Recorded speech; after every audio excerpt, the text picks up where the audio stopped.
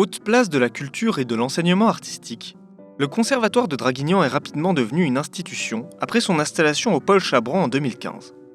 Ce regroupement de plusieurs écoles de musique associatives est aujourd'hui présent sur 7 sites en Dracénie et sa directrice, Madame Nathalie Milleriou, a accepté de nous expliquer son fonctionnement. On a 3 départements qui sont la musique, le théâtre et la danse. À l'intérieur de la musique, on propose plus de 20 disciplines enseignées et donc avec beaucoup de pratiques collectives. Et donc on a aussi la chance d'avoir le théâtre et la danse qui complètent ce conservatoire. Allez, mesdames, Clémence, bravo Clémence. Bravo Clémence. Oui, Charlotte, bien tes genoux un plus. Allez, vas-y, alors. Au conservatoire, j'enseigne la danse classique aux enfants. Et je travaille aussi sur des groupes de tout petits, comme vous pouvez voir derrière moi. C'est le groupe d'éveil, où il n'y a pas de spécificité danse, où tout est mélangé.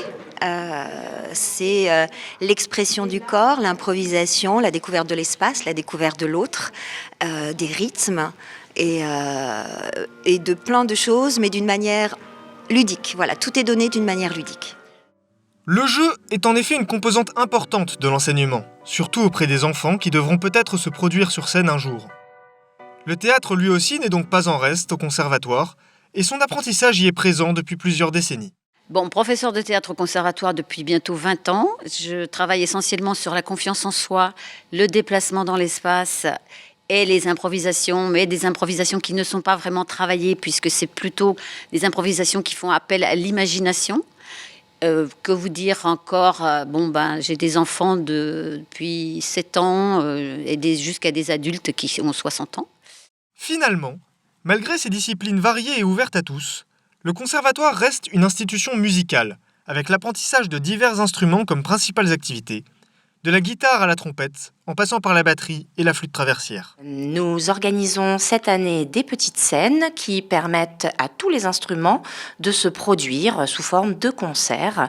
Donc cela a lieu les mercredis, les samedis, c'est ouvert au public, donc extérieur ou aux familles de nos élèves.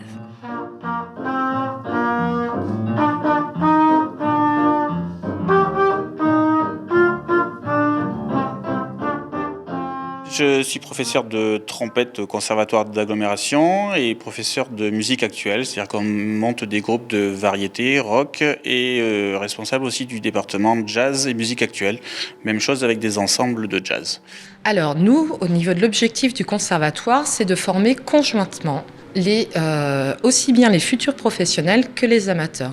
Donc l'enseignement, notre règlement d'études, est basé sur le fait que nous formons tous les élèves à la culture, à l'enseignement artistique, mais effectivement avec dans l'optique de faire la passerelle pour ceux qui se destineraient à une carrière professionnelle au sein de nos disciplines, autant que ceux qui vont être de bons amateurs ou même des mélomanes avertis qui auront cette culture-là dans leur bagage.